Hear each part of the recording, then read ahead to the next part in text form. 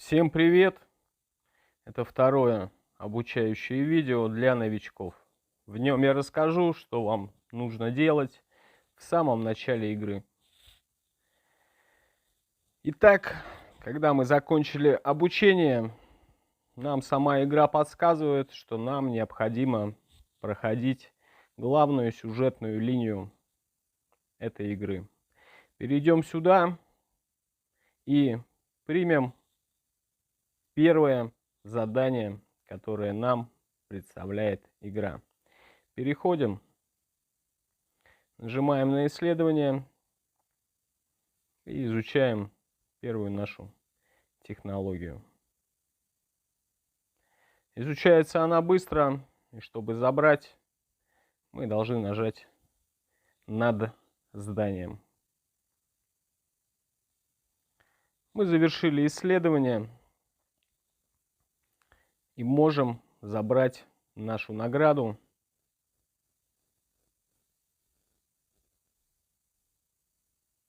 И принять следующее задание.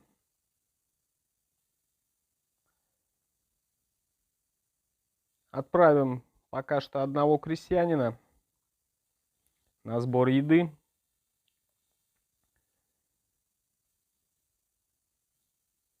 Игра нам подсказывает, что мы также можем атаковать сейчас варваров. Еду также можно добыть путем охоты. Вот у нас овцы пасутся прямо на территории нашего замка.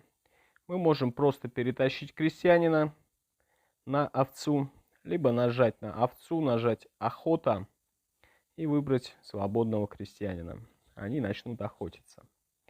Всегда просматривайте, чтобы ваши крестьяне не спали. Пусть они работают 24 часа в сутки, 7 дней в неделю. Если хотите, конечно, быстрее развиваться. Отправим свободных крестьян на добычу леса. Нажимаем на дерево, срубить. Выбираем сразу всех крестьян свободных и отправляем. Пока проходится, мы прошли задание, которое давала нам игра. Нажимаем принять, награды, и игра нам должна дать следующее задание. Исследовать технологию. Также исследуем.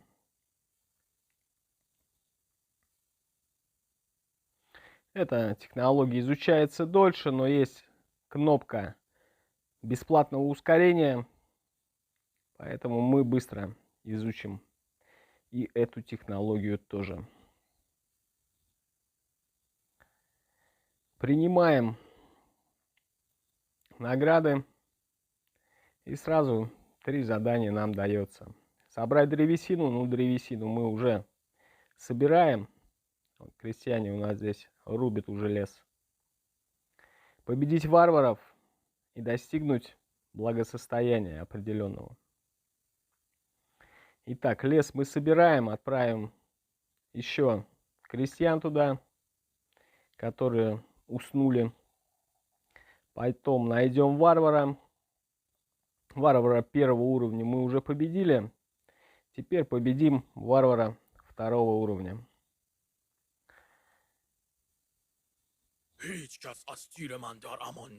Всегда смотрите, чтобы ваши технологии также не простаивали, чтобы ваши ученые трудились 24 часа в сутки, 7 дней в неделю.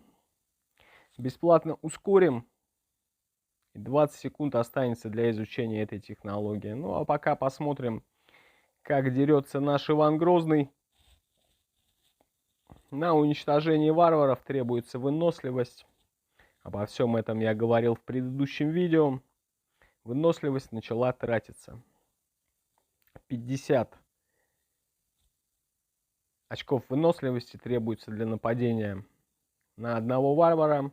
Ее можно уменьшить, если бить несколько варваров подряд. Но об этом мы поговорим также позднее. Ставим следующее исследование.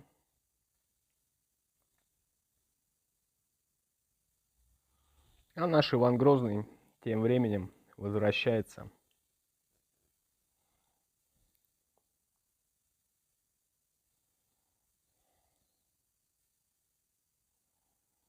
Мы изучили две технологии, которые нам дали дополнительные строения. Давайте построим их. Нажимаем на крестьян, нажимаем настроить, хранилище еды. Свободный крестьянин автоматически пошел строить это здание. Еще раз построить, хранилище древесины, нажимаем кнопку построить. Также построим дополнительную ферму. Фермы стройте максимально близко к ратуше, потому что когда крестьянин соберет столько, сколько сможет унести, именно в ратушу он относит собранные ресурсы. Мы завершили строительство хранилища еды и хранилища древесины. Давайте перейдем в это здание и начнем исследовать технологии там.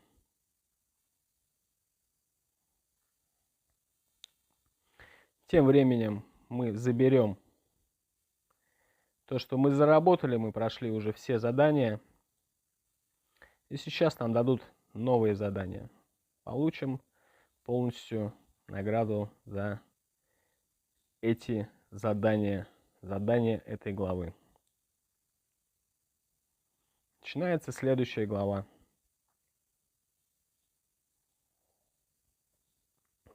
Нам дали два задания.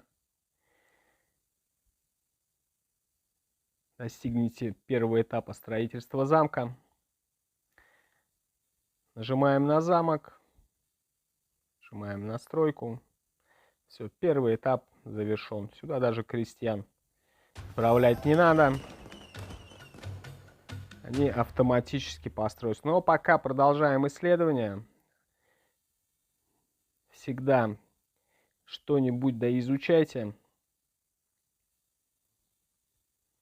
Абсолютно на всех этапах игры. Не давайте простаивать ни вашим исследованиям, ни вашим крестьянам. Крестьянина отправлю на ферму, другого крестьянина отправлю рубить лес. Пускай занимаются. Ну, а пока заберем награды.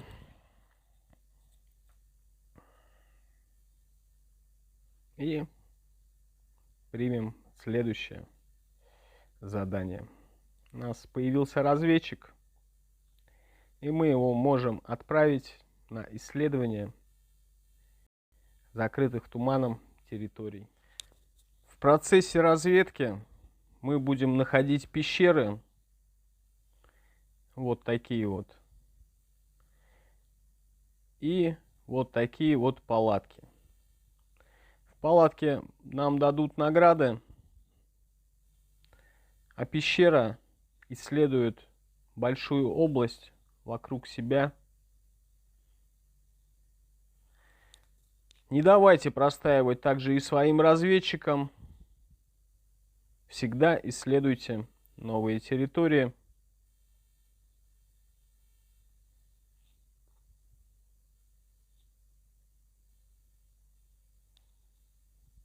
Мы можем уже забрать нашу награду и принять следующее задание.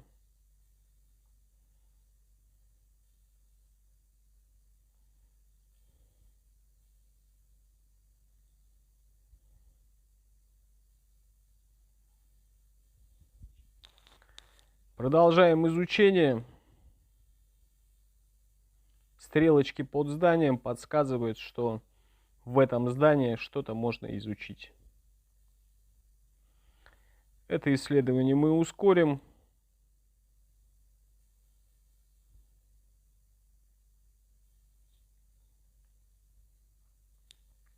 И перейдем к изучению в других зданиях.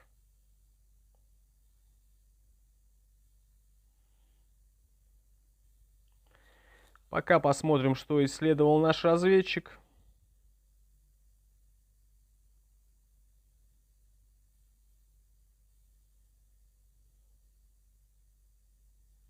Исследуйте территорию постоянно. Чем активнее вы исследуете территорию, тем активнее вы будете развиваться.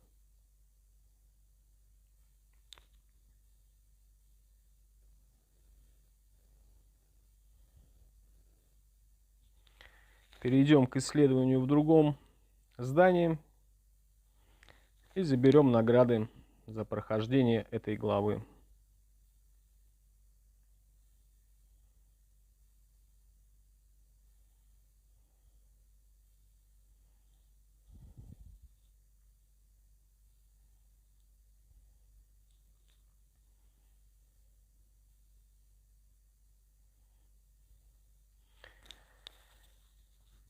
Обращайте внимание на крестьян. Вот сейчас сон над крестьянином подсказывает нам, что у нас есть неработающий крестьянин. Заставляйте их работать всегда. Эти ребята не должны отдыхать. Давайте отправим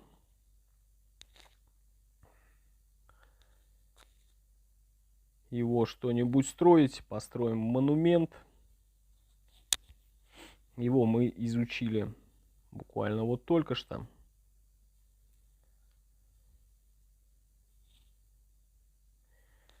Пока заберем то, что изучили, и поставим следующее исследование уже в ратуше. Также ускорим его.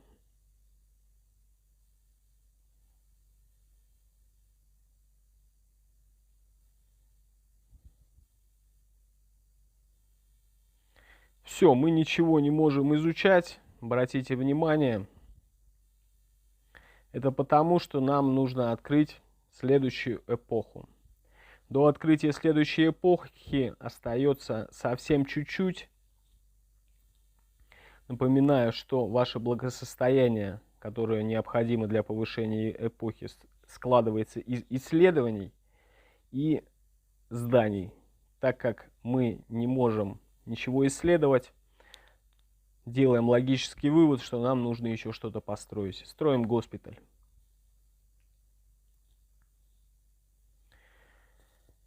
Обращаем внимание также на разведчиков. Вот такой значок справа снизу у разведчика означает, что он сейчас стоит и не исследует территорию. Все, он побежал дальше исследовать. А мы тем временем достроили госпиталь. Сразу нажмем на крестик над госпиталем и исцелим тех, кого у нас убили варвары.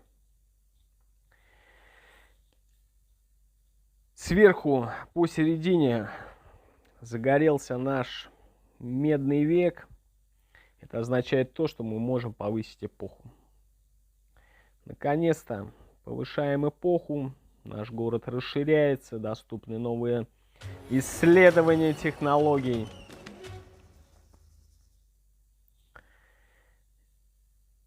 Сразу смотрим, что мы можем построить. Дополнительную ферму, лавку, бюллетень, конюшню. Начнем с конюшни. В конюшне мы нанимаем войска, именно конницу. В казармах мы нанимаем пехоту. Перейдем туда,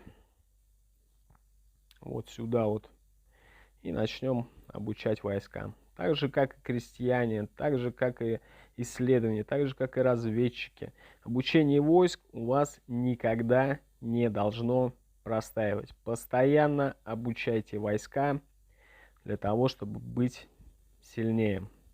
Поставим изучение в ратуше.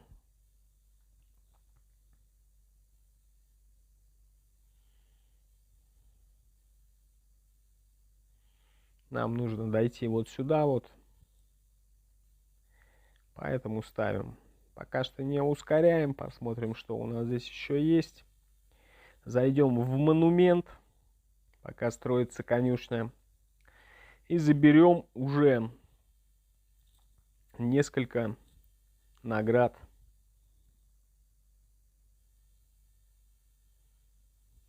Королевство достаточно старое. 5 или 6 дней ему. Поэтому многие главы закрыты. Если вы с самого начала этого королевства играете, тогда все награды у вас будут здесь закрыты. И для получения награды вам нужно будет выполнить определенные задания. Некоторые задания выполнились автоматически, и я забрал награды. Сразу ставим обучение нашей конницы и сразу отправляем разведчика.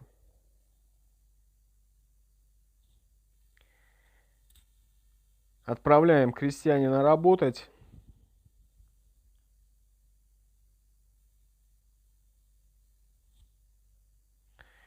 И теперь поговорим об альянсе. Мы можем вступить в альянс. Здесь есть две кнопки. Создать. Создание альянса стоит 500 золота. Здесь вводится тег. Здесь название. И здесь выбирается флаг альянса. 500 золота у меня нету, да и желания создавать новый альянс. Поэтому мы нажимаем «Присоединиться» и видим альянсы, к которым мы можем присоединиться. Тег, название, регион размещения, их мощь, количество участников и желательный язык, на котором желательно разговаривать, чтобы присоединиться к этому альянсу. Под тегом и названием альянса написано, можно ли вступить автоматически, то есть подав заявку, вы сразу вступите туда, либо же написано, что нужно подать заявку. Обратите внимание, что у вас есть две кнопки. Нажав кнопку «Присоединиться», вы присоединитесь к альянсу, если он открыт. Если же альянс закрыт и нужно подать заявку для вступления,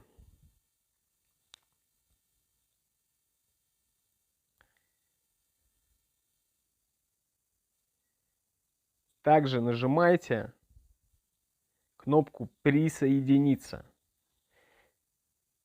Написано, что ваша заявка принята и ожидает одобрения. Потому что если вы нажмете кнопку «Подать заявку», вы автоматически присоединитесь к одному из альянсов, у которых вход открыт.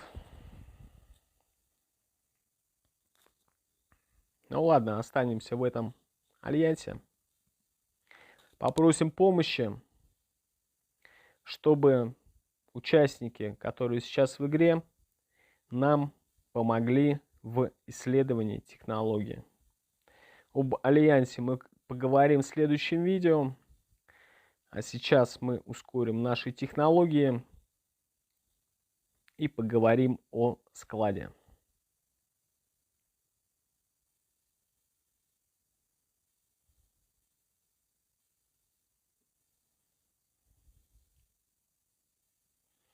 Так, ставим исследование.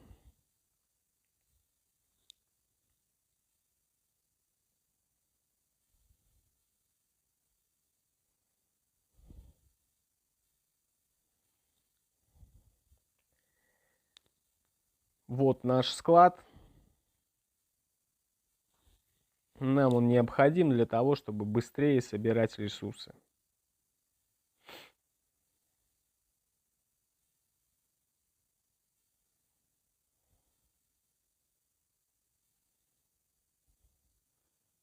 Сразу ставим что-нибудь исследовать еще.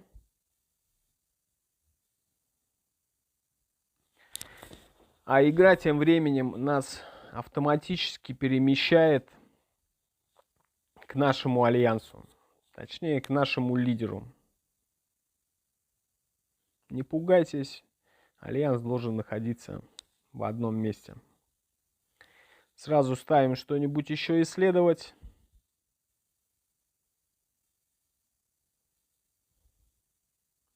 И переходим в строительство. Нам теперь доступен склад. Склад строится за пределами нашего города. Самое выгодное – построить его около какой-либо точки ресурсов. Вот, например, сразу дерево и пища. Мы нажимаем настройку, склад, построить. Выберем сразу всех практически крестьян, которые отдыхают. Тем временем продолжаем исследовать территорию вокруг, потому что после перемещения наш разведчик начал отдыхать, так же как и наши крестьяне. Обращайте на это внимание. Крестьяне вышли из города, идут строить склад. И суть склада заключается в том, что крестьяне не будут носить ресурсы в город, а будут носить ресурсы на склад. Тем самым во много раз ускоряя добычу ресурсов. После постройки крестьяне автоматически разбрелись к ближайшим точкам ресурсов и начали доставлять ресурсы на склад.